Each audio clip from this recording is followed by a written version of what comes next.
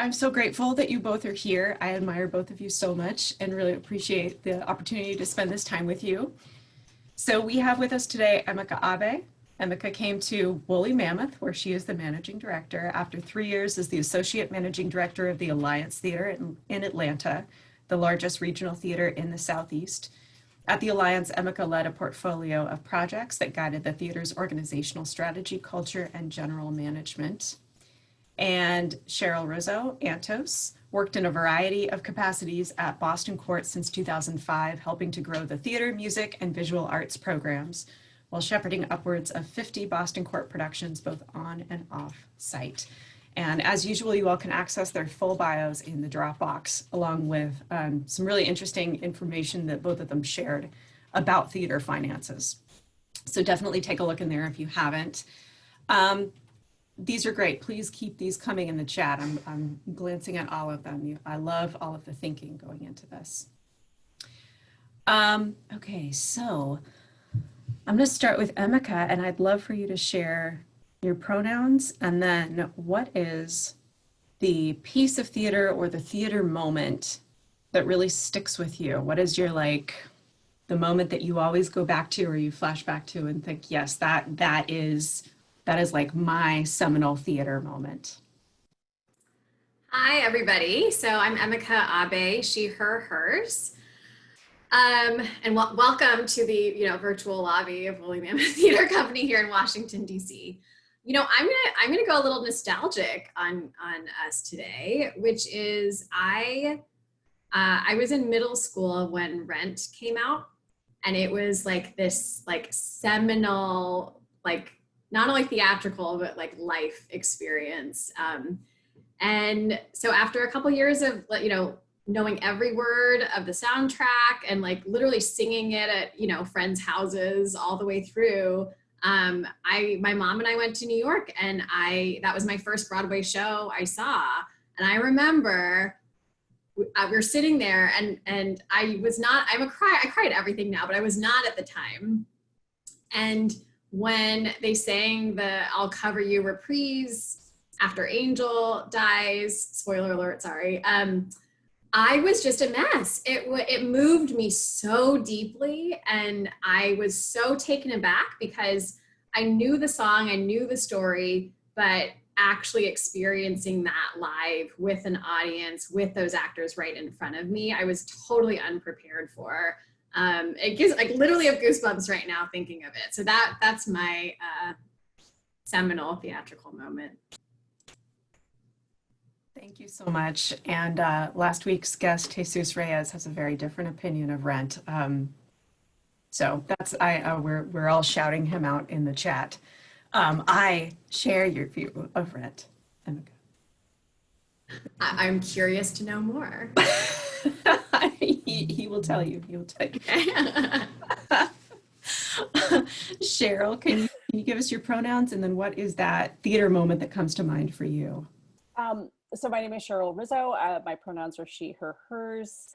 I have so many. This is really hard to narrow down, but I have one that sticks out so strongly is that I'm one of those people that sees our town no matter where it is or how it happens, or I don't care if it's a high school production. I love that play so much. And I saw I saw it at the Actors Gang, and at the top of Act 3, which starts in the cemetery, spoiler alert, sorry, they were all sitting on swings with a twilight drop, and it was completely breathtaking. And it's very difficult for me to find something new and interesting about that play with the number of times that I've actually seen it. So that was pretty great.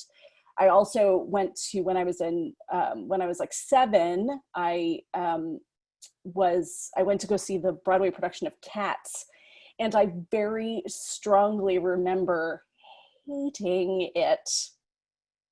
There was a cat sitting next to me, and I was like, oh, this is too weird. And so both of those things, I immediately knew that I was like a judgmental theater person right from the beginning.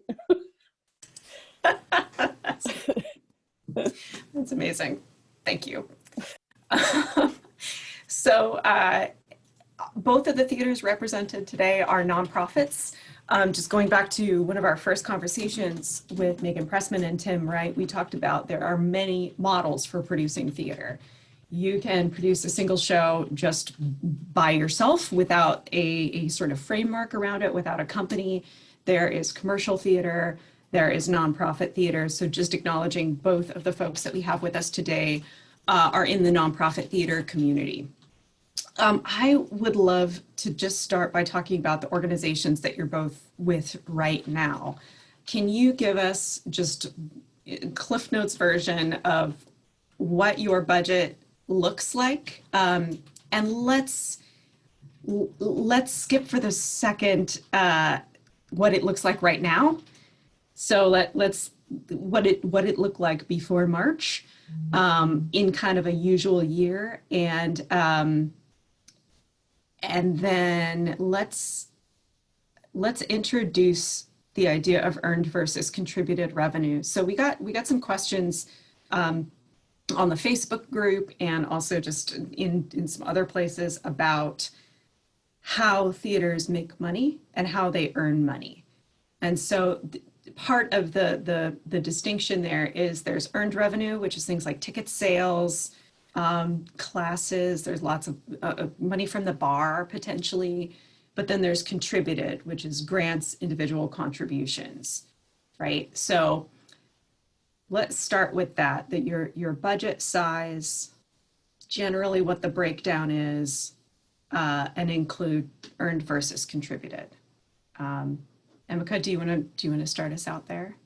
Yeah. So we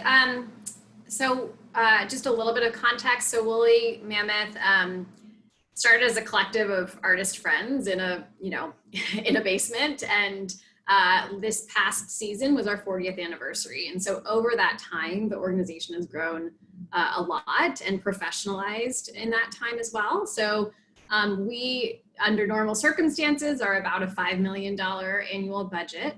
Our theater seats anywhere between 240 and 270 seats, depending on the configuration. Of that $5 million, we're about 30% earned revenue. So that is subscriptions, single tickets, concessions revenue, rentals when we rent out our space, and then 70% contributed in some way. And I say that because about half of that 70%, so about 35%, is annual fundraising that we do each year. And the other half of it is sourced from capital campaigns, which is still donations, but are done in a sort of concentrated way. So for example, we did a capital campaign or a campaign a number of years ago for an initiative called Free the Beast. Because we're a new play theater company, that those funds are used to fund developmental workshops, commissions, as well as the productions themselves, so that we have the resources we need to support the new plays regardless of how big they are in scale. One of the things we're known for is having real full production values in the DC theater community. So that 35% of our overall budget comes from those, what we say, releases from restrictions, which I don't want to get too in the weeds with, but basically means that those are fundraising that occur on a more concentrated basis and not every year. So that's sort of the high level. We, like many nonprofits, we aim to break even every year. Sometimes we might go above that and sometimes we might go a little bit below, but our budget, as we think about it, is really intended to get to that break-even point. And that's not that easy to do. So that's part of the, being a nonprofit. And how often does a particular show make money? And by make money, I mean it recoups the cost of producing it. Yeah, so we look at we have a dashboard that we use, a tool that looks at the direct production expenses related to that show, as well as the direct marketing expenses. So there's a lot of indirect things. So because we're an organization that's not just project by project, but you know, we have to fund people's salaries all year long. We have to pay for heating and air conditioning all year long. So we don't factor all of those costs in, but if we think about just the direct costs, typically of our season that has around 6 to 7 projects or productions, there's usually about 2 of them that net positive. And then typically the rest of them don't. And then what we try to aim for that to even out to is overall across the productions to net positive by about $150,000 to $200,000, which in the scheme of a $5 million budget is not that much. But that's sort of a general guiding principle that we have. That's great. Okay. Thank you. Yeah. So 6 or 7 productions, about 2 of them net positive and the rest lose money. Right. Yeah. Yeah. Okay. Yeah. And this goes to, there were some questions about people who are interested in like taking the proceeds from a show and giving it away, which is great. But it's something to be aware of like, what are these margins, right? Yeah, well, and we actually, I mean, just literally today we had a conversation about when we do have, so last year we produced the second ever production of Fairview by Jackie Sibley's Brewery, and it did really well for us. We surpassed our goal, our ticketing goal by $80,000, which was really helpful later in the year when we had to shut everything down. But we had a conversation today about, you know, when we find ourselves in those positions, in those situations, what do we do with those funds? And sometimes they offset the loss that another show has unexpectedly. But is there something we want to do that says, if we have, you know, far surpassed our goal on something, do we want to invest that in our community in some way, in our artist community, you know, directly? So I think it's still a really provocative and exciting idea of giving away those resources in some way. It's fantastic. Thank you. Cheryl, can you talk about Boston Court, which is in the 99 seat community, which we've discussed in past sessions as well? Yes. So Boston Court is a 99 seat theater. We have 2 spaces. We were started by a man named philanthropist named Clark Branson, Z. Clark Branson, who is one of our major contributors to their nonprofit. But he decided that he wanted an intimate theater for Pasadena, which has the State Theater of California, the Pasadena Playhouse, which is a much, much larger venue. But he loved small theater, and he really wanted a small theater for Pasadena. So he grew up here in Pasadena, and he bought the parking lot, which is what Boston Court is built on. It's very nice because so many theaters get turned into parking lots, and we took a parking lot and made a theater, which was very great. So he built the building, he owns the building, and he started the nonprofit. And in the first couple of years committed to funding the nonprofit. And then over the course of many years, we are always replacing his contributions with different contributions so that we have more diversity in our where the income is coming from. Our budget is about $1.2 million. It hasn't changed a whole lot in the years that we've been around, which is 17 years now. You know, we just find a way to move the money around. I mean, Camille knows that is very much how it works with small theater, especially in Los Angeles. So what I was going to say about losing money, yes, it sounds so negative to say that we are losing money on a production, but the truth is with nonprofit, it's by design that you are going to not always recoup your costs, because it's not exactly the reason why you formed. You know, you formed your nonprofit ultimately to give something back to the community, and that doesn't necessarily always mean that your shows are going to necessarily like make money. So it's by design that really the thing is to break even throughout the entire year overall. And so sometimes that will mean that we will not make as much money as we thought on a project, but we will make more money over here. And for us, we can't rely on ticket sales too much because we only are 99 seats.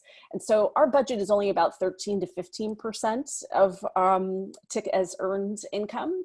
Well, I should say specifically for ticket sales. It's about another, I would say like another 10 to 15% that is comes from rentals and other kind of miscellaneous. And everything else is funding that's a lot of individual donations and foundations. Fantastic. And there are two things that I wanted to ask you about. You mentioned that you could not get a lot from ticket sales because you're in the 99 seat community. Can you talk about the price cap there? Yeah, so I mean, now it's a little bit different, but you know, years ago when we were working under what is called the a waiver plan with Actors Equity, which was the 99 seat plan, you were not allowed to charge more than I think it was $35 at the time, and eventually went up to about $39 because you had an arrangement with Actors Equity so that you were paying the actors a certain amount of money. And so they were trying to be careful that actors weren't not getting paid a lot and the theaters were making all sorts of huge amounts of money.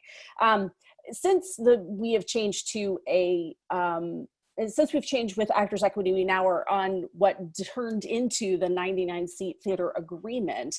There is no ticket cap. However, what we have found is that the market really won't bear in Los Angeles for about more than $40 per ticket, because it kind of depends on, you know, if you're interested in small theater, it just doesn't seem that people are willing to pay like $50 a ticket. And the truth is, we really never wanted to make it more unaffordable, right? Our Boston Court, I probably neglected to mention, Boston Court mostly focuses on new plays, new writers, new voices. And that is, you know, to do that, it's more important that we see more people and a more variety of people actually see the work and get the word out. And that allows it to have another future life. Thank you. Yeah, it's so interesting to think about how the work on the stage and accessibility play into all of these financial conversations. So yes. You also mentioned, Cheryl, and either of you can speak to this, that there are some shows that you think will make more money than other shows. And there are some shows that are more fundable than other shows. Mm-hmm. So what are some of those considerations when you're trying to think about how to look ahead and think, okay, well, I think, you know, here are two plays, each with two people in them, but I'm pretty sure this is going to make more money at the box office. What are some of those considerations? For me, it's less about what's going to make money and more about like how do we think we can serve this play best, right? And if a play has, you know, a lot of technical elements or is going to, you know, need a certain amount, like, you know, if it needs like a pool on stage, right? Those are the things that I'm thinking about more than I am thinking about how much money they're going to make, because I'm very accustomed to, us not being able to recoup our costs of what we spend, and our board. That's not just me. Like, that's by design. Our board feels that way. Our staff feels that way, and we all know that what we're giving to the community is something that they're not going to see someplace else, and that is the most important thing to us. So, does that answer your question, Camille? Yeah, no, that's a good, okay. it's a good angle on it. Emika, do you want to speak to that as well? Yeah, I think we're actually asking, of course, asking a lot of big questions right now about how do we operate in so many ways, including this. But what our business model has been in at least the recent past, going back to that, like having a couple shows that recoup essentially their expenses. We do a combination of produced plays and presented plays, and what that means is produced is like we start with selecting the play, casting the show, putting together the design team and the director and all of that, and rehearsing it in our building. And so start to finish, all of that's us. Presenting means that there's another theater company or another collective of artists or something that they've already created a piece and that we are basically paying to be able to share that piece with our audiences. We liked it to be not quite that transactional, so that we still have, an artistic collaborative relationship with these folks. But from an expense standpoint, we're not paying for the full rehearsal process. We're paying typically a weekly fee and some royalty share of ticket sale revenue to that company that's already created that piece. So those tend to be the projects that net positive for us. And in looking at the season, we have typically considered what is the mix, again, of produced and presented, and frankly, done some presented projects that we knew had a really high capacity to make money. So for example, for the last maybe 5 years or so, we've presented a Second City production, sketch comedy, which they've always done really well for us. But last year, our artistic director really pushed them to make the show specific to DC and to our audiences. So it wasn't just the same thing that they were doing in Chicago or another place. Similarly, we've typically done a summer show that is a little bit also presented or lighter and fair of some sort, because most people don't want deep, heavy, dark things in the summer. And so that's also been something that we've looked to as a way to bring in ticket revenue to help offset some of the works that are, that are originally produced by us and that have a lot more that go into it and might not have the same revenue potential. So, we want to make sure that we're doing projects that are deeply aligned with our mission and values. And I think some of those projects have gone like a little outside the lines, like the fact that a lot of the audiences for those Second City shows, while our subscribers love it, like a lot of those audiences come only to that show and don't come back to the rest of the work that we do. And so that's some of the stuff that we're trying to figure out.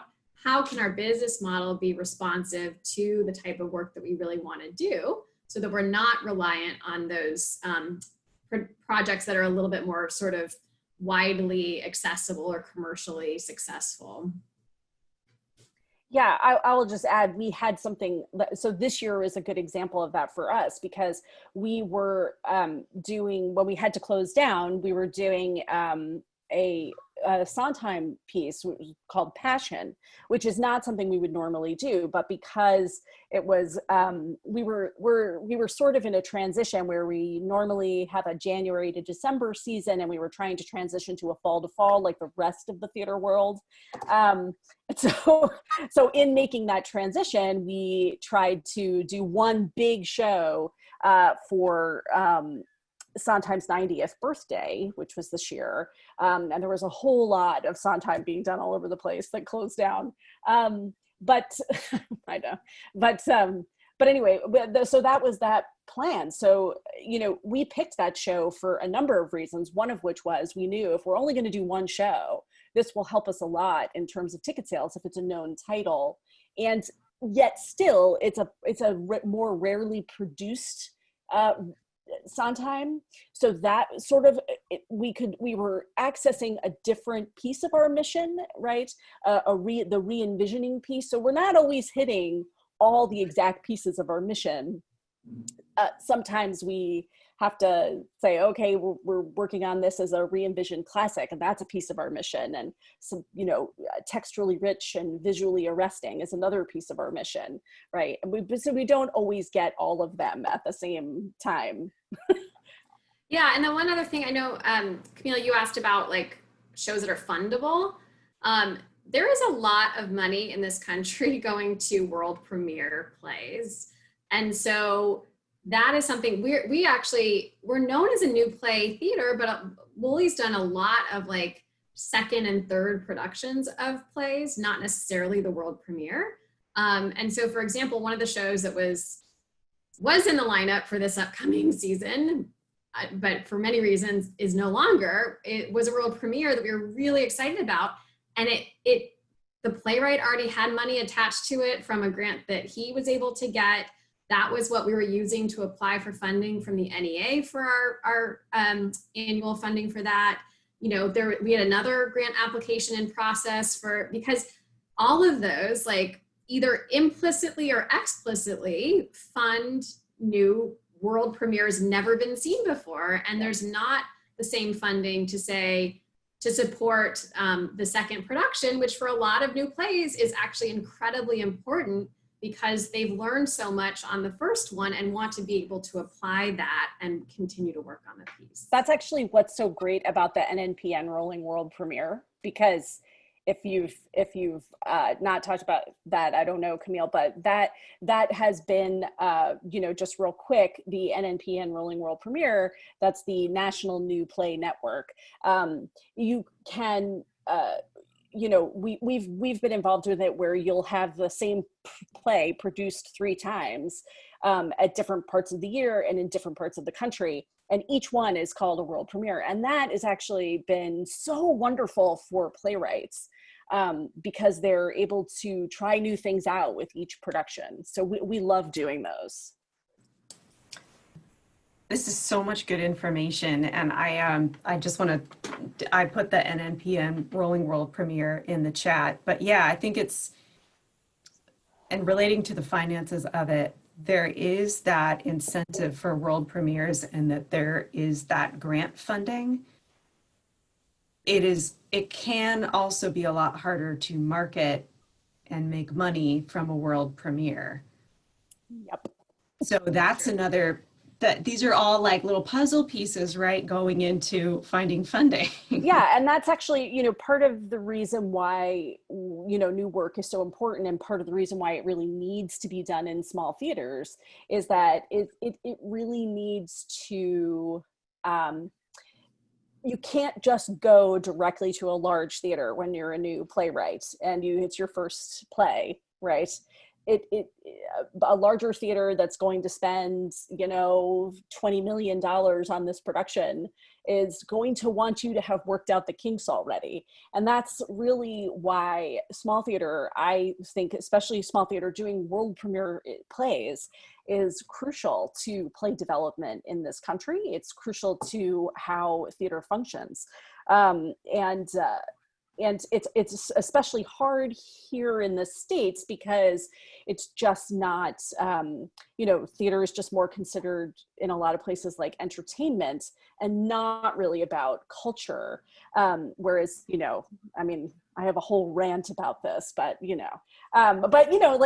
England, they really support it. Artists are considered royalty, and we are all fighting for the very small piece of pie that is all of the individual giving and foundations that find arts and culture important. Yeah, so let's talk about how you raise money for productions. And let's couch it that way as production specific. So often in fundraising, that's called project-based. We've talked in previous sessions also about general operating, and Emika brought it up as well, is kind of like there's a whole set of costs around just keeping the lights on. But if you're looking at raising money for a production, what are some of the ways that you look at that? What are some of the sources that you go to? I know that grants are such a like, oh, I need a grant. Well, I just get a grant for this and then I do the thing, right? How much do grants play into that? And what are some other potential revenue sources there? Yeah, I mean, so like I did mention, we do have some grants that fund productions, or partially fund productions typically. Um, and, but usually we have committed to the season, the upcoming season, and have some sense of where we might have funding to go, or sources of funding to go to. But we usually commit to the shows before we know that we have that money in hand. Um, uh, so my partner Maria Goyanes joined Woolly Mammoth, almost 2 years ago.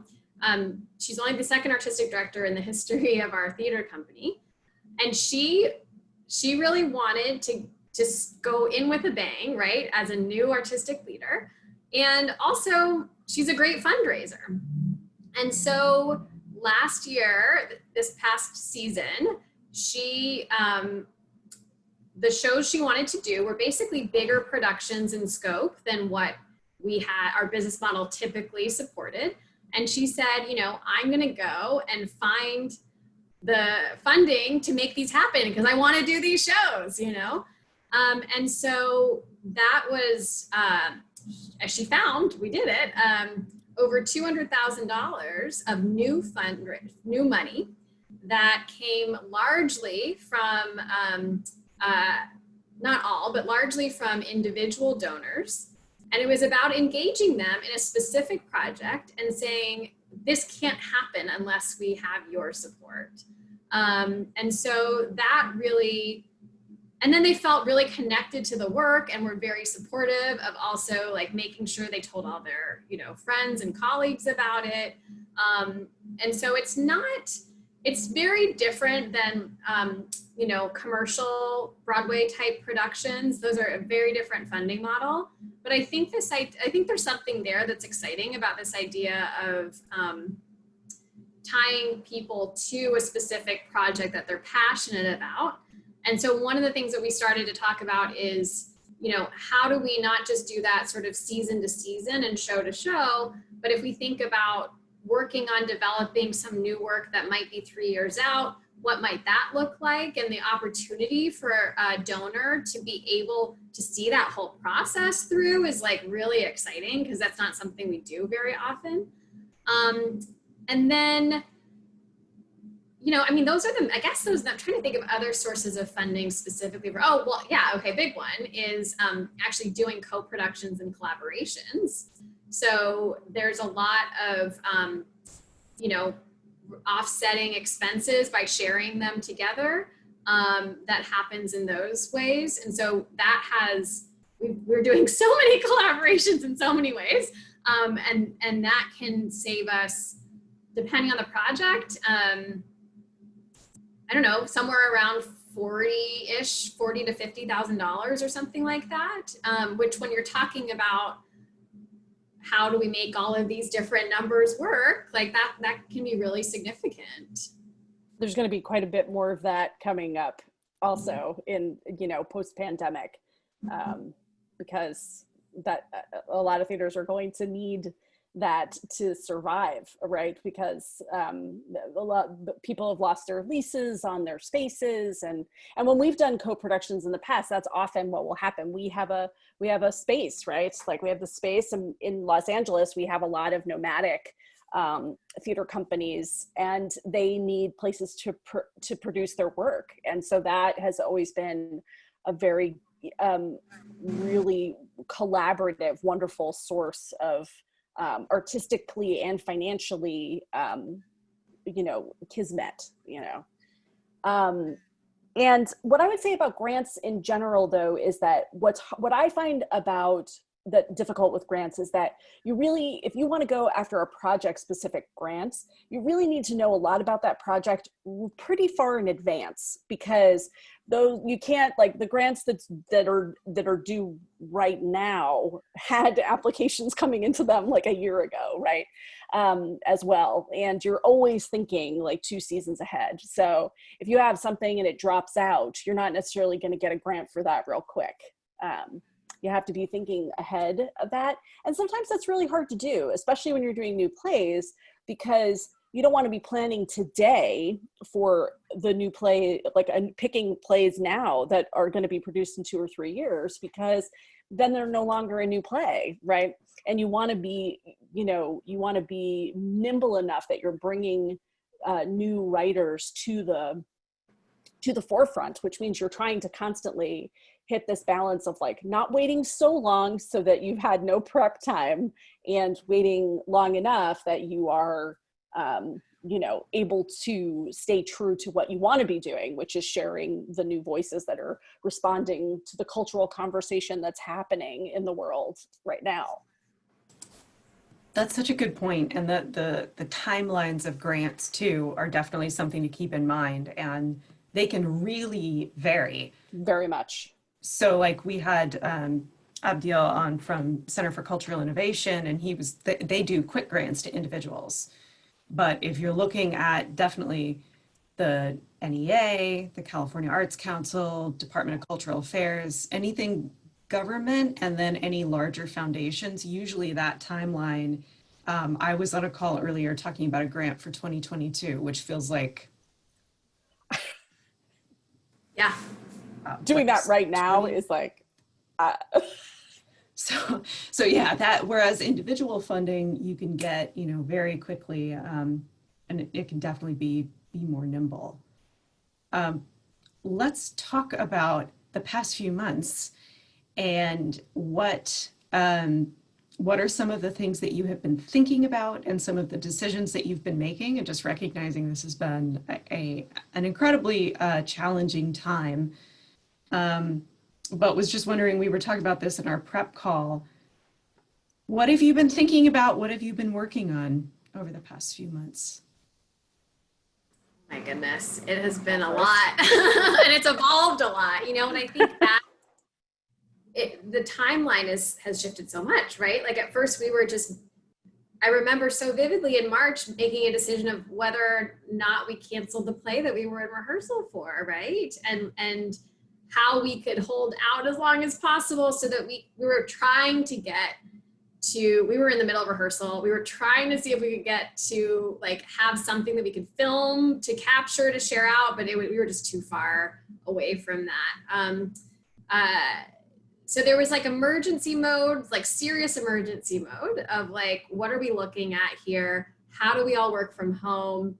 How much do we pay out the artists that are on contract? That there was like what we were contractually obligated to do with the unions, but what was the right thing to do given that all of these artists were we knew at that time not gonna have work for a while. We didn't know how long that was gonna be. We still don't really. And then that has evolved into, how do we had a gala in April. How did we pivoted that to an online fundraising event? What does that look like? How do we build these skill sets that we don't have, frankly, on staff? And then I guess the driving questions have been, how do we stay relevant and connected to our audiences and our donors and the people in the Woolley family, our artists too? How do we continue to make a positive impact on our community? How do we continue to have a case for support, right? Like, I think that, we've realized how much of our, rightly so, but how much of our relations with everybody is funneled through our productions. And so if we're not doing those productions, like what do we exist for? And how do we make sure that other people still see us as relevant? And then, we are an organization, particularly under Maria's leadership, that has really aspired to be an anti-racist organization. It's on the wall of our lobby that you can't see in this photo. But there's been a new urgency around what does that look like and how are we actually operationalizing that? So it's not just a value or an aspiration, but that it is actually folded into the way that we work in all aspects of that. And so it is incredible how busy we have been over this time when we're not producing plays. part of that's been a lot of different scenario planning of this upcoming season. We really want to be able to get back to produce when it's safe to do so, and not just like some other theaters have made the decision to just not do anything this year. We're trying to do something when we can, which means there's just been case after, it just like every week there's like a whole new world of what we're looking at here. So that's some of the stuff. I mean, we have had to look at, you know, we're a pretty financially strong organization. And so we've never really, not never, the last few years have not really had to look at cash flow very closely, which is a privilege that we've had. That really switched this spring, where it was like less about where our budget is and more about what do we actually have in the bank. So that has been a real challenge for sure, although we've gotten some large grants that have been incredibly helpful. And going back to the business model, you know, we've saved a lot on expenses by not producing plays, unfortunately. And, Yep. you know, so I think that's why a lot of theaters are still afloat right now, is getting the paycheck protection loans from the government, and then also just having a business model that kind of nets even, right? Then if you take away the expenses and you take away the revenue, you kind of net even. It's just a lower amount that you net even, roughly. So that's been a lot of the considerations. And then again, just these big questions now about what do we look like when we come out of this, regardless of when we come out of it. We have done some staff restructuring, and we eliminated a couple of staff positions, or deliberately haven't rehired open positions. So it's been a lot, and it's evolved a lot over the last few months, and it will continue to evolve over the next few months too. Well, I mean, I can only yes and that, because we're doing all of that. That is all exactly the same. What I would say is that for us, we, the first couple of months really was a lot of triage of what we were doing. So we closed the night before our $500 a seat gala. And then we were supposed to open the day after that. So we closed on that Thursday, and then lost, you know, we spent all the money for that production and made none of the income really. And we kept trying to come up with different ways that we could do it. First, we postponed it to April, and then we tried to say, okay, maybe we're going to put this in we have a parking lot, which is rare in Los Angeles, or maybe we could do it in the parking lot. And there were so many things in the way, and so much, so many things to try to put in place, like you know, the actors union, you know, having also to respond to how do we keep actors safe in this environment. So you know, ultimately we ended up saying we were not going to do that production. So we spent all of the money on that production, but didn't get to, I mean, not even recoup, really just bring in the income that we were planning already. But now we were a little bit lucky this year because we didn't also have a spring play. We were only doing that one play because we were making this transition. So in a way we were lucky, but we didn't have another play right after it. So you know, for the fall, we've actually just been, especially because we're here in California, you know, our numbers just keep going up. So we were hoping to do some parking lot theater, doing our reading series in the parking lot. We were hoping to do some concerts in the parking lot. But it's a big question right now of like, how much do we spend on something that in a year where people are losing, we're in a year where many theaters are losing money, and there's really not a guarantee that people are going to show up either. How much money do we spend to do something that is not going to be seen by a lot of people? So the whole thing has really been triage. We have been, I keep saying that I want more time for dreaming. And so I keep trying to like block out whole sections of my calendar that just allow me to think about how to do this after, as opposed to just like only reacting to what's happening right now. Because that's going to be the only way that everybody gets through this, is if we actually can reinvent how we do this, because to do a play usually takes many months. And I am just trying to think in terms of quarters. So in these next 3 months, we're doing this. In the 3 months after that, we're doing this. And if, in order to stay nimble, you know, if we were going to put up a play in January, we'd be working on that right now. So putting out that money right now is, it feels financially irresponsible. So it's, but yet you also, as Emika was saying, you know, how long are people going to contribute money when you're not doing anything? So that's why everyone is putting out such a huge ton of online content. We are also doing that, right? So, you know, but we, you know, theater is not online, right? It's a piece, it's going to be interesting. It's going to be a piece, but then it's going to need to, we all have to figure out how to shift back. And what I've been saying since the beginning is theater is an ancient art and it will be around for a long time. I'm not worried about theater.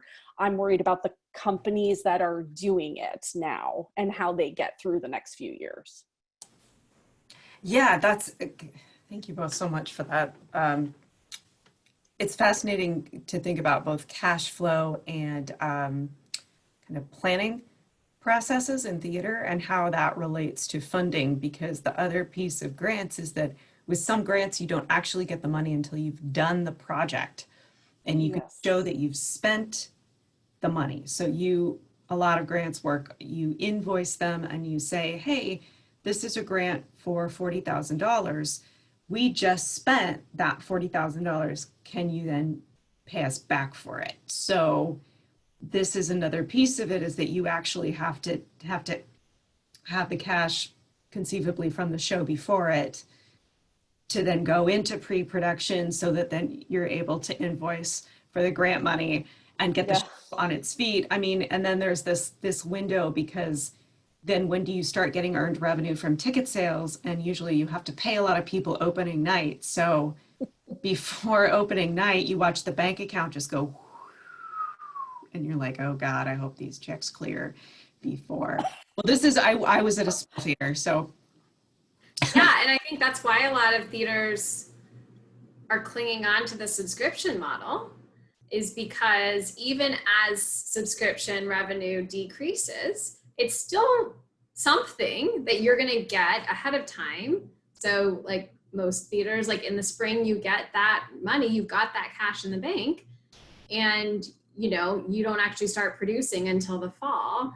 And so that's part of why that stuck around, is that it gives you that little bit of the cushion to play with. And so I think that, you know, we're also kind of re-examining our subscription model and seeing what else is possible, but that part of the cash flow is still relevant. And so I guess if we move away from that, what else can potentially replace that in terms of the sort of cadence and timing of things? I mean, so again, part of what we lucked out on is, so DC's weird. I'd never lived here before last year, but you know, we're not a state, we're a district. And so because we don't have a state funding operation, we get some funding from the city, which actually, thanks to Megan Pressman, who was my predecessor here, she was a part of a cohort of nonprofit arts organizations that really fought for and advocated for increased city funding. So that went up this past year. And then we also, because we're not a part of a state, we actually get a federal allocation. We get, it's like the Interior Committee of Congress like votes on money that goes to DC arts organizations. And so all of that money happens to come to us every year in like May or June. So in general, that is really difficult because our fiscal year ends at the end of June and we're waiting for those big checks. But for this particular year, it was incredibly helpful because that's just given us, you know, we knew it was coming, but we don't know if it's going to come again next year, but just in terms of cash, that gave us the influx we needed. And so, you know, I think that we don't have control over things like that. They choose their funding cycle and their timing. All we can do is plan ahead for that under normal circumstances, which is hard enough. And then under these circumstances, there's no planning for any of that. Yeah, the subscription is hard because we are holding on to that, but then also you don't want to be making artistic decisions based on the people that are your subscribers. So that's like a big thing, right? Because you really have to, if you're going to be a nonprofit, you really need to stay true to your mission, but you also need to make sure that you're going to get, you're also going to need to get, you know, make sure that it's something that people will come see. And it's a very tricky balance. And quite frankly, the pandemic isn't helping because that is, it's always been a tricky balance and it's even more tricky now. So. It is a tricky balance, and working in the fact that we're talking about jobs too. We're talking about people's livelihoods and keep people paid. Yeah, absolutely. Yeah, and actually, I think somebody asked that in the chat. I saw it fly by about we have not had to furlough anyone. We are a very small staff. We're 6 full-time and 3 part-time. So we've been able to retain everyone, and we feel very fortunate about that. And yeah, so no, we have not had to furlough anybody. Fantastic. Thinking about people starting nonprofits or people, I think we've talked about it in other sessions, that difference between, oh, I have a show that I'm passionate about or a show that I've developed and I want to start my own theater company. I think previous guests have said, like, if it's based around a project, that's not probably a reason to create your own company. That's, you can produce as an independent producer without starting a nonprofit. If folks are thinking about starting a nonprofit, as 2 folks who run nonprofits, what are some of the questions that they might want to ask themselves as they're starting down that path? I mean, I would say wait a couple years, like right now. But one of the big, seriously, one of the big things that I would say about nonprofits is that when you get your 501c3 status, you actually have to do a 5-year look back. So you have about 5 years to make sure that your funding is diversified and that you're, that you're living up to what you have put into your articles of incorporation and into your bylaws. And you really need to follow those things. So but it is something to think about, right? Because you need to prove at the end of that 5 years that you are supported by the community. And so if you're only getting your money from 1 or 2 sources, right, that can be a problem. You might not be able to keep your nonprofit status. And a lot of people don't know that before they start down this process of becoming a nonprofit. And I also think there's a lot of work you can do without being a nonprofit. Like actually the pandemic is a great time for you to be like putting together readings and getting people out there to know, who you are, because, people, that's a very available resource right now that wasn't actually there. I mean, I think it's going to be with us forever now, but it wasn't there as much 6 months ago, and it doesn't really cost you anything to try all that out. So. Yeah, so before I had this job, I was living in Atlanta, and I was working with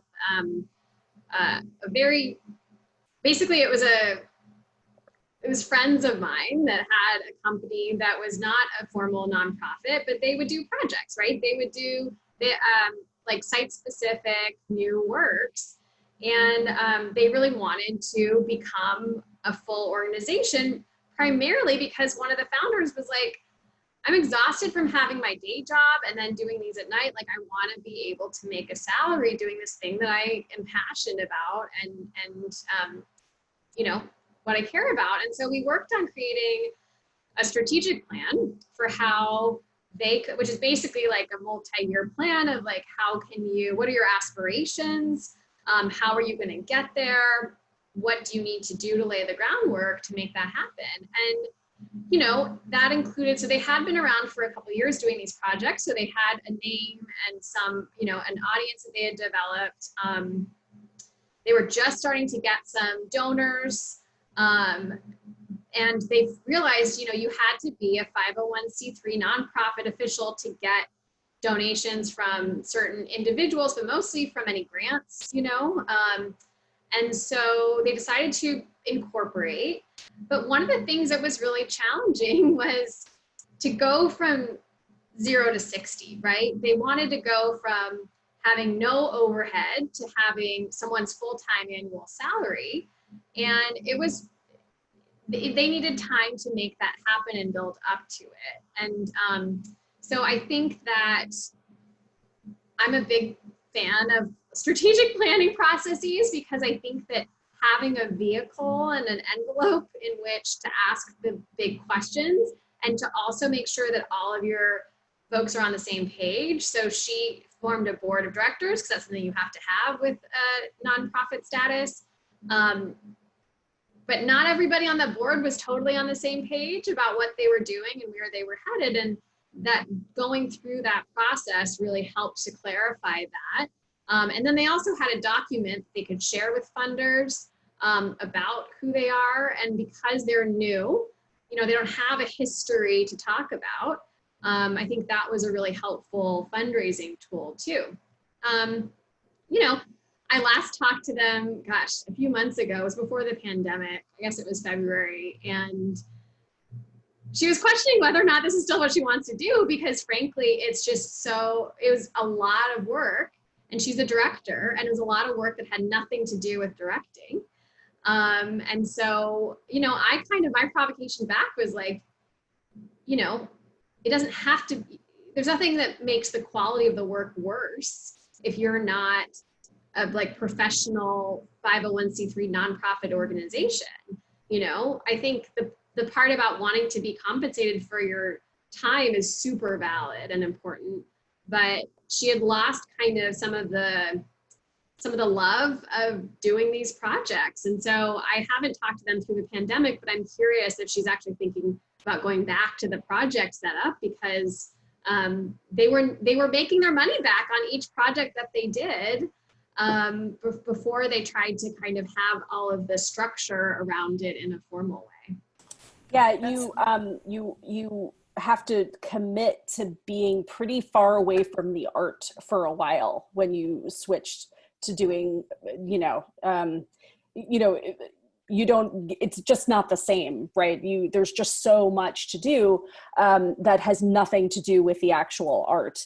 And the other thing that happens with funders, especially this will happen, I mean, Camille knows, and Emika too, that I have like a whole rant on this as well, but there is this desire for funders to see you spending the majority of your money on the programming itself. So when you start to set up an organization, there's a lot of money that has to go into paying for, as Emika was talking about, with, you know, paying someone a salary, right? Is that person going to be considered mostly administrative, or is that person going to be considered a programmatic expense, right? Paper needs to be bought for the copier, which is an administrative expense, even though it's printing scripts. And these are the kinds of like in the weeds things you have to get into, because when you either have to write these reports after the fact or do the grant request, you have to show that the majority of what you're spending is on the programming itself. And I have a rant about this because I think that you actually do need to spend, you know, I wish that funders would you know, sort of see that admin is not the devil, right? Because it's an important piece of making sure that the art can actually happen. I won't go further than that. So. Thank you both. And I put in the chat just the sort of middle ground here. If you are like, well, this isn't a one-time project thing. I do feel like I have a lot of stories to tell. I know what the mission is going to be of what I want to start. There's something called fiscal sponsorship that is in LA. Community Partners does it, but there are a lot of different places. Fractured Atlas does it nationally, that can basically help you they act as the umbrella organization so that you can receive grants, and so that like the donations that individuals give to you are tax deductible. But they also require certain things of you. So they require you to have a board. They require a point person. But it's very helpful, and it's also kind of a good trial run, because if you get into that fiscal sponsorship, and even if in the process of setting that up, you're like, I don't know if I want to do this, then that's easy out to stick with it. And there's also so many other models. I mean, there are for-profit models. There's corporations. You know, you don't have to go into this work as a nonprofit. And like both of them are saying, being a nonprofit requires quite a bit of administrative work. So especially if you are an independent director, creator, and that's where your passion is, it is something to think about. And even taking on a role like an artistic director, I had flagged earlier, because Emika, you were talking about your artistic director being a good fundraiser. Artistic directors are not in the rehearsal room all the time. They spend a lot of their time fundraising and working with the board. So there's a trade-off. Yeah. There's a trade-off. There's a lot to think about. I have many more questions for you both, but I'll just also invite folks to use the Q&A feature to ask any questions. We're not using the raise hand, but you can use the Q&A or the chat if you have specific or general questions for either of them. Someone had asked about publishing rights, but I think also I want to ask you both about unions right now. And you mentioned it a bit about navigating this new space, doing more virtual work. Are you all working with publishing companies or unions or both right now to try and figure out how we move forward and how we perhaps do more unconventional or virtual work? Yeah, we're actually, gosh, I don't know if it's going to happen or not, but we're trying to announce our season such that it is next week with no dates that we're committing to. Just here are the projects that we're excited about, and we want to share those. So I've been working with a lot of different folks on, artists, agents, unions to talk about that, licensing companies. And I think, again, one of the things that's happened in the last few months is I think there's starting to be more standard language and agreements around this. So for example, Actors Equity Association, the union for actors and stage managers, they now have a sort of standard agreement for taking live shows and then putting them, like streaming them online. When this started, there was no precedent for that. And then, people are saying now that original content is being created by theaters, but for an online medium, that there's been an argument about if that's a SAG-AFTRA, which is like the Film and Television Actors Union, or if that's equity because we're theater companies. And even if it's not on stage, we're, in the umbrella of theaters. And so it's this kind of like, no man's land, so to speak. But I think we're starting to see more standardization around that. For this time being, all of it, the asterisks are always like, this is not precedent setting. This is not, you can't point to this later and be like, but you said, and so, part of what we're also talking about again is like, in terms of the artists and their representation, saying, if this doesn't happen, can we, would you be open to only doing if this doesn't happen live, a live production, would you be open to doing something that's only online? Here's what we would offer you as sort of, we're committing to paying you this no matter what, so that if it doesn't happen, you're still going to get some revenue from some, salary from us. But one of the things that's been really exciting, but also really challenging, is when you're trying to do something, like in any context, right? When you're trying to do something new for the first time, you don't know what you don't know. And there's just a lot more work that goes into it. So for example, we have a project coming up that is, it is a show meant for a live experience, right? And that playwright / composer / performer, she actually got really excited about the idea of creating something specifically for an online medium that would be the same heart of the show, but that wouldn't just be filming it from the back of the house and putting it online, which is super exciting. But then it opened up this can of worms where like nobody in the conversation has any experience doing anything really film related. Even if we're trying to do it in some sort of like bare bones scrappy way, like there's a lot of time and effort that's going to go into that, because we're all trying to figure out something we've never done before. And so it's been interesting to see how that has been super activating on our staff too, of like the hunger to try to create something, artistic and new, but also like how daunting it is when it feels like everything we're doing is like new now too. Yeah, I know. None of us know how to do this. I mean, I wish we did.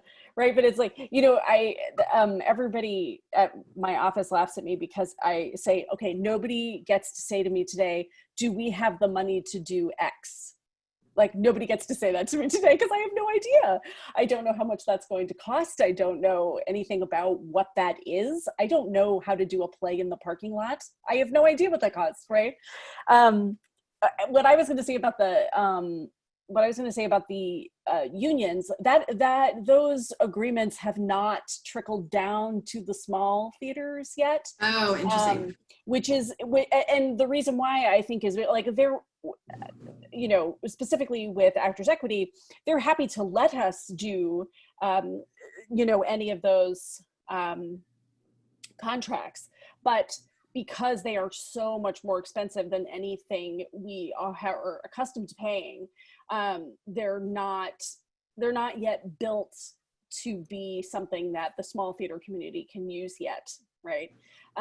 So yes, we're in constant conversation about what this looks like, and can we do a reading of something and have it, what does that cost, and some of it is going to be a bit of a negotiation, but it's kind of like the bigger theaters are needing to work it out first, and that's sort of how it goes. I mean, it's like, and I really feel for the unions. I really feel for equity too, because, there's a lot of theaters all over the country that are just doing stuff with like, putting actors on stage and doing auditions and not really thinking about social distancing. Like you're hearing horror stories about stuff like this. And they've got their work cut out for them to try to come up with like a plan that works for safety and security for 50 states. Yeah. And it's not going to be easy.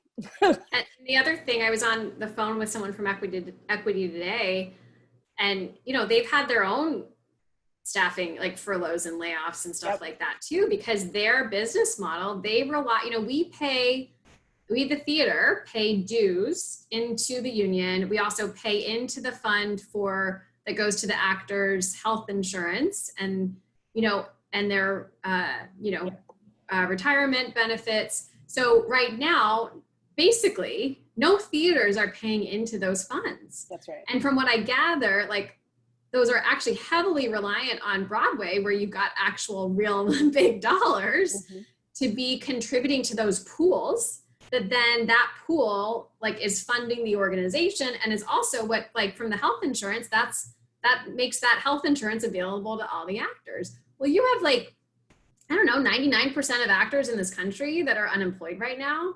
And so it is like, it's pretty precarious or dire even right now, because there's just, you know, their revenue stream has just totally dried up. So I feel for them in that regard too. But I think, you know, you know, we see them as partners, and I think we're all trying to figure out the same unknown situation right now. Yeah, it is a completely unknown situation, and thank you for that, both of you. It's very hard to budget for something that is so different from your usual business model. And also just thinking about risk and investment. Some folks are bringing up live streaming. The cost to get into live streaming is very high. So some theaters were in a position that they had a show that was ready to be filmed right before, like in California, Safer at Home. So they filmed it and they got it, right? And then those theaters are in a position to be able to put that out. But as far as like getting the capacity for live streaming up, I think that's probably something that every single theater, and especially every single board, has asked about. So that's yeah, it's a huge undertaking, and I'll tell you, for a lot of small theaters, and maybe even large theaters too, you need a really robust internet situation, which is another piece. And if you don't have that, then you have to upgrade that, and that is not necessarily a quick thing that's happening right now. Like the AT&T people getting out to your building is like not super quick here in the pandemic. So, and that alone is a lot, not to mention the cost of it and honestly, the stress of it. Like there's a lot of stress involved with figuring out how to do live streaming. It's just not something that anybody is accustomed to. And also you want to make sure that you're doing it in such a way that honors the work, right? I wouldn't want to just put a camera in the back of the house. I'd want like a 3-camera setup so that we can make sure that the aesthetic piece of this, it honors what the playwrights have done. We honor what the actors are contributing. And so like it's difficult, but before we even get to live streaming, we still need to be able to put actors safely on stage, unless we're just live streaming like 1-person shows, right? That's still not a thing yet. You know, so like there's so much to think about ahead of even getting to live streaming as well. Yeah, absolutely. That said, I mean, I think that I'm really excited about what we're going to see in the next few months, because I think despite all of these challenges, there's so much innovation that's happening. And so I'm wondering, coming out of this, are there some of these changes that you both are excited about, or things that you're like, man, it's cool that we're exploring these things? Yeah, for sure. I think, you know, and we did our virtual gala in April, but other than that, we haven't really put out stuff online. And that's really because our artistic team has been waiting to get inspired, you know, and not just, you know, put something together. So Woolly Mammoth partnered with some other theaters, Long Wharf in Connecticut, Repertory Theater of St. Louis in St. Louis, Baltimore Center Stage, to do this initiative called Play at Home, which is sort of like commissioning playwrights to write short plays that are specifically intended for people to read out loud at home or over Zoom with people. And so that has been something that's been really inspiring to me. And the number of theaters kept increasing. I can't remember if we're up to I know we're up to over 50 commissions, so 30 something theaters, I think. So I think something like that was specifically driven out of this moment and created something where it's like, how great is that to have something that's like for anybody to read a play out loud at home?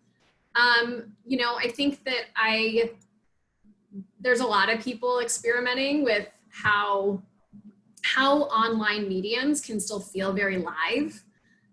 So I'm excited to see what comes of that. And we've got, you know, I've heard of an artist that we work with who he also is a design professor, and he's gotten research money to actually like research some different options and play and see what's possible. And then, you know, I think for us too, one of the things that was really exciting, going back to that virtual gala, is that's typically an event that is, you know, you donate like $500 a seat to go to this event and you get wined and dined, have a great party. But what it became was something that was accessible to everybody. We purposely put it out there on YouTube and Facebook Live and everything, and we still hit our goal. And it was way more inclusive and accessible. And I think that's been really inspiring to us of what this might open up in terms of accessibility and reaching more people beyond just who's in DC and our community here. So, you know, I think that a lot of that like has sparked, I think, excitement and curiosity with us of what that might look like in a lot of different ways. Yeah, I'm really hoping that a piece of the online actually stays, right? Getting the opportunity to see so many things, like, you know, I'm like seeing things at the old Vic, and I'm like seeing things, you know, I'm like zooming into like my high school teacher's class, right, to talk about theater. Like there's so many wonderful things that would never have been able to happen without this. And I really am hoping that some of it sticks around. Like we've been able to have a lot more, like we're having, you know, Boston Court is specifically launching a bunch of initiatives that are more about like our engagement piece and getting people interested in what Boston Court is. And sometimes getting them into the building is such a barrier, especially if there's a stigma that theater is only for a certain group of people. It's so much easier. People are more willing to try things if they can just log into it and see if they like it. And if they don't, then they bail, right? And that's fine, but at least they've tried it, and you haven't made a barrier of driving here and parking and spending $40 and, you know, so I'm hoping that there are pieces of it that stay.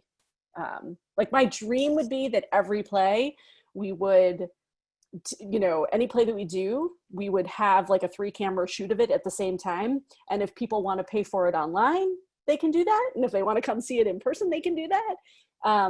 Not just because of COVID, which will make it possible if we have to like, oh, we're at stay at home. Oh, we're open again. Oh, we're at stay at home, right? That there would be some flexibility there that would make it so we could actually rely on our budgets to not be like this, like every single year. But also, I think I love the idea of it, because we've had patrons say to us, like, listen, we love you, we'll keep supporting you, but we're not coming back till there's the vaccine because they're in a high risk category.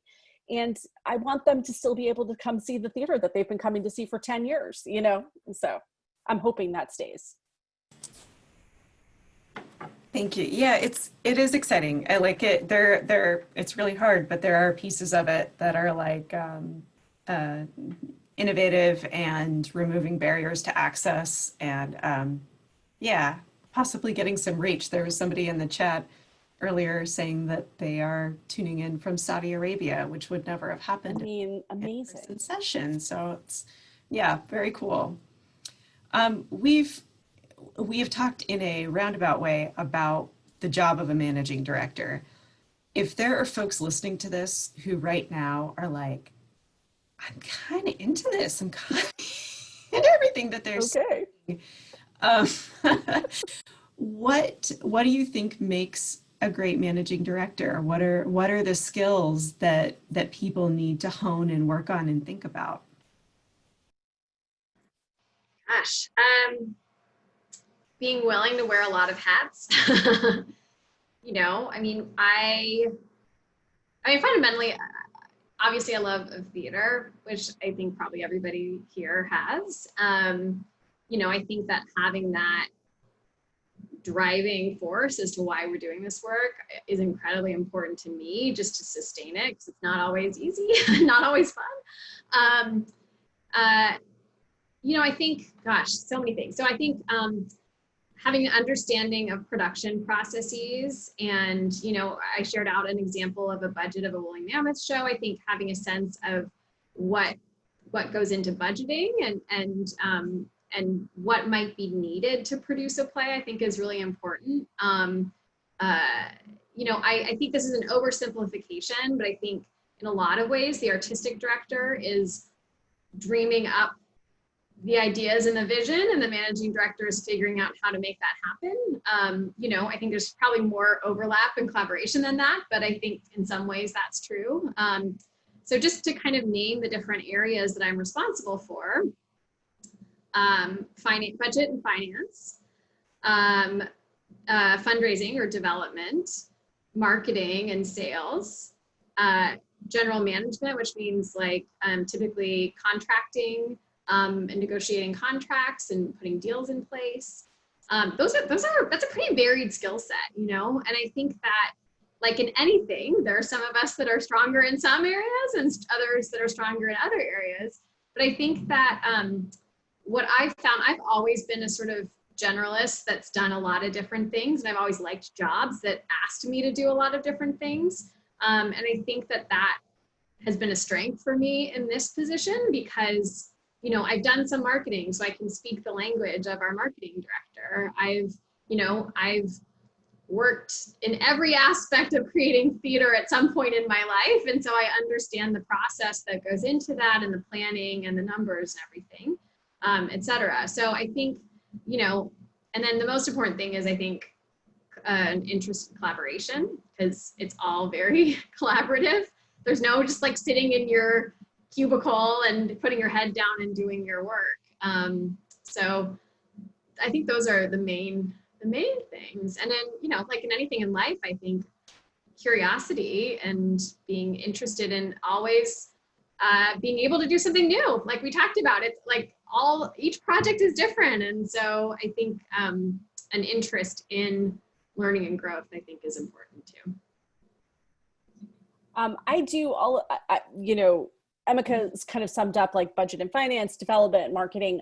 For me, and this happens with a lot with smaller organizations, I'm also the HR department. Oh, yeah.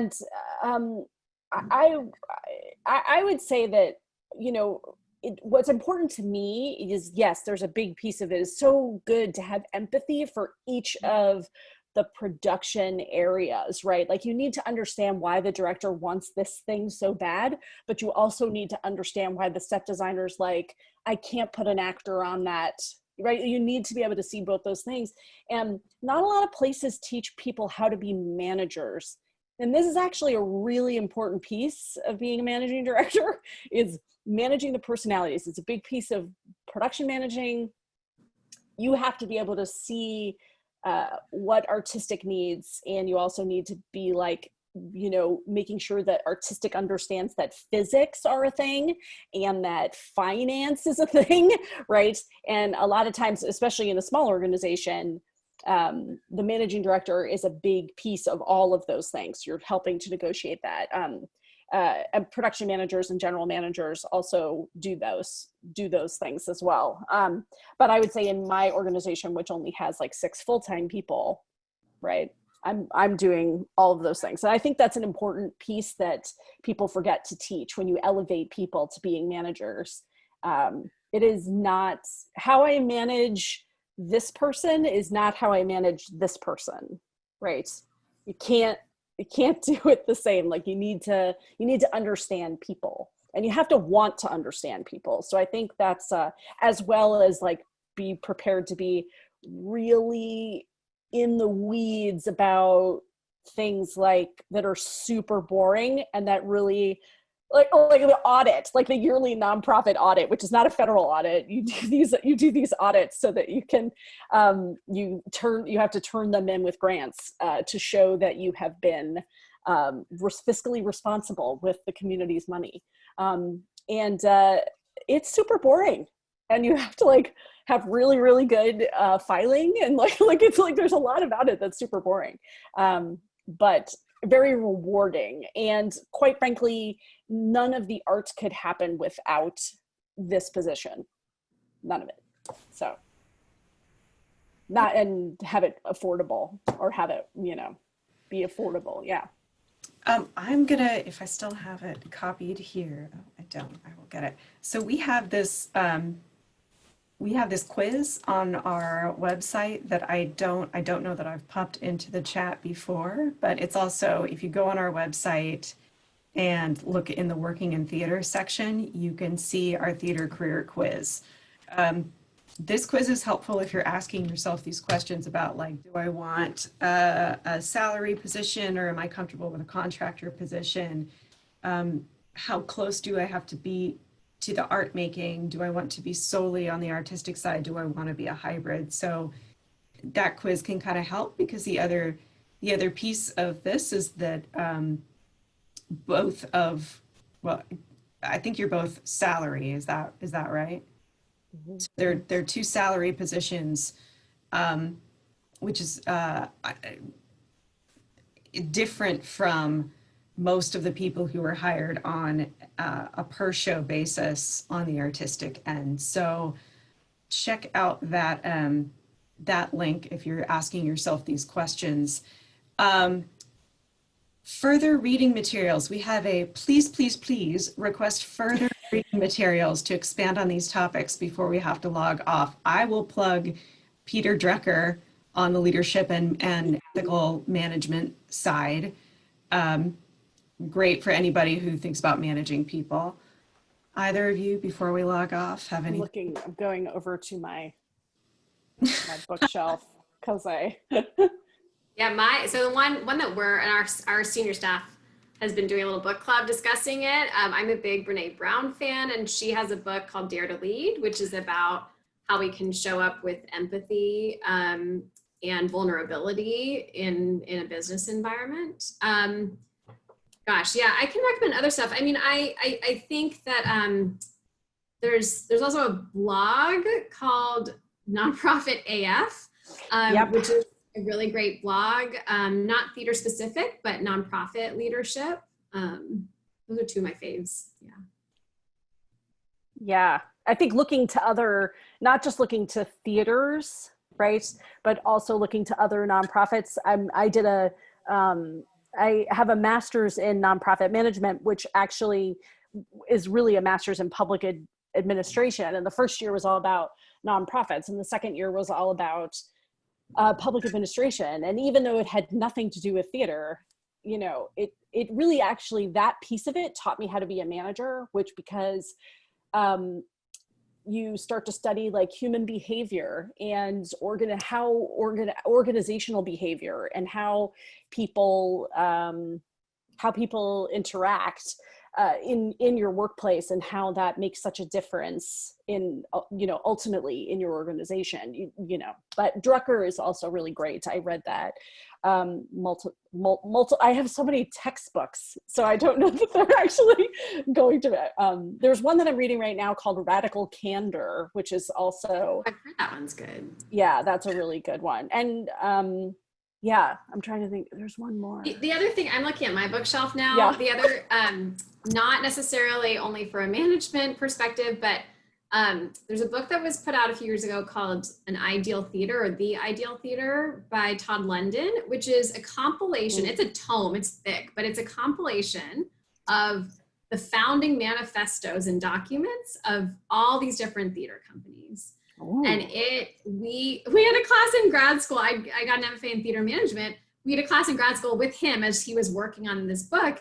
And reading those, I cried like every week. It was so powerful. So I think for those of you, especially that are thinking about potentially founding your own companies, there's a lot in there that could be super inspiring and interesting. And will you say the name of that one again? Yeah, it's An Ideal Theater, or The Ideal Theater, I can't remember, by Todd London. Okay, thank you. I'm writing that down. Both of you, I know, me too. We're over time. I'm so grateful to both of you. It's so much fun to talk to you about this. And And also related to this, our fall series is going to be on creating your original content from home. So it's kind of related to these conversations about like, where's theater going? Excited about that. And I hope that folks who are participating in the summer also join us for the fall as well. And we'll have more information about that in the next few weeks. Can you, everyone in the chat, join me in thanking Emika and Cheryl? Oh, thank you. It Thank was such you. a pleasure to be here with you all. Yes, it was very nice to. Do we get to save the chat, Camille, so we can actually see it? I will send you the chat. And folks, if you have additional questions or thoughts, please use that Facebook group. Thank you so much for spending time with us today. Thank you for having us. Yeah, thank you. And I hope you all stick with the theater. Yeah, don't give up. Don't give up. Don't give up. We need you. We need you to do it. We do. We need you. Bye, everyone. Bye. Thanks.